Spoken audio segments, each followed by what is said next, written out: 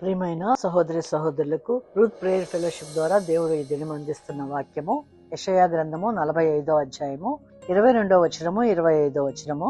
భూదిగంత నివాసులారా నా వైపు చూచి రక్షణ పొందుడి, దేవుడను నేనే, మరి ఏ దేవుడను లేడు. యెహోవా యందే ఇశ్రాయేలు సంతతి వారందరూ నీతిమంతులుగా ఎంచబడిన వారే అతిశయపడుదురు.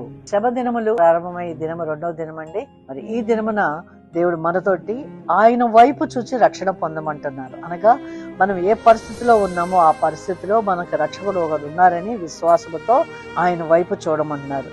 అంతేకాకుండా ఇశ్రాయేలు సంతతి వారందరూ నీతిమంతులుగా ఎంచబడిన వారే అతిశయపడుదురు. మన అతిశయం ఎవరి ఉందండి? యెహోవా యందే. యెహోవా యందు అతిశయించేవాడు దేనికి కొదవ ఉండదు.